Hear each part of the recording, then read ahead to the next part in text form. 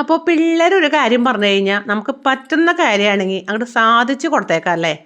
അപ്പോൾ ഇന്ന് ഞായറാഴ്ചയായിട്ട് പള്ളിയിലൊക്കെ പോയി വന്നു കഴിഞ്ഞപ്പോൾ ഞാൻ പതിവ് പോലെ നമ്മൾ ബീഫൊക്കെ വാങ്ങിച്ചു വിടുന്നൊരു പതിവുണ്ടല്ലോ. അപ്പോൾ കറിക്ക് വാങ്ങിച്ചു വന്നു കഴിഞ്ഞപ്പോൾ പിള്ളേർ പറഞ്ഞു നമുക്കൊന്ന് ബീഫ് വിന്താൽ വെക്കാമെന്ന്. അപ്പോൾ ബീഫ് വിന്താൽ ഇത്രയും കാലത്തിനിടയ്ക്ക് ഞാൻ കണ്ടിട്ടുമില്ല, അതിനെപ്പറ്റി അത് വെക്കാൻ എനിക്ക് അറിഞ്ഞിട്ടില്ല, ഞാൻ കഴിച്ചിട്ടില്ല ഇതുവരേക്കും. അപ്പോൾ അതെങ്ങനെ വെക്കും എന്നറിയില്ല. ഞാൻ യൂട്യൂബൊക്കെ തപ്പിത്തടഞ്ഞ് നോക്കിക്കഴിഞ്ഞാൽ ഇപ്പം എനിക്ക് പറ്റുന്ന രീതിയിലുള്ള ഒരു ചെറിയ ഒരു റെസിപ്പി കണ്ടു കേട്ടോ. അപ്പോൾ ഞാനതനുസരിച്ച് വെക്കാനായിട്ട് ഒരുങ്ങുകയാണ്. അപ്പോൾ നമ്മൾ സാധാരണ കറി വെക്കണ പോലെ കുറച്ച് വ്യത്യാസമുള്ളൂ കേട്ടോ അതിനകത്ത് വെക്കാനായിട്ട്.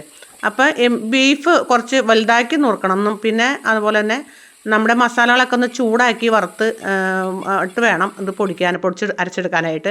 അപ്പോൾ ഇതിനകത്ത് സ്പെഷ്യലായിട്ട് ചേർക്കേണ്ട കാര്യം വെച്ചിട്ടുണ്ടെങ്കിൽ കടുകും അതുപോലെ നമ്മുടെ മുരിങ്ങത്തോലിയും വിനാഗിരി ഒഴിച്ച് അരച്ചെടുക്കണ ഒരിതാണ്.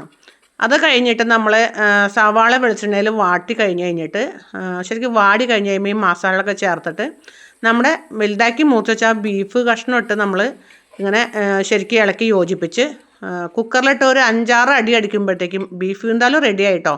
അപ്പോൾ ഞാൻ ആദ്യമായിട്ട് ചെയ്തിട്ടാണെന്ന് എനിക്കറിയില്ല, കുറച്ച് ഇത്തിരി വെള്ളം ചാറ് കൂടുതലായിരുന്നു.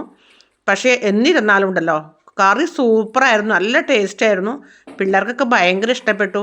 അപ്പോൾ ഇതിൻ്റെ പോരായ്മകളൊക്കെ ഞാൻ അടുത്ത പ്രാവശ്യം വെക്കുമ്പോൾ തീർക്കാം കേട്ടോ. അപ്പോൾ നിങ്ങൾ ഇങ്ങനെയൊക്കെയാണോ ബീഫ് എന്തായാലും വെക്കണേ? ഞാൻ വെക്കണതിൽ എന്തെങ്കിലും വലിയ പോരായ്മകളുണ്ടെങ്കിൽ ഒന്ന് കമൻറ്റ് ബോക്സിൽ അറിയിക്കണം കേട്ടോ.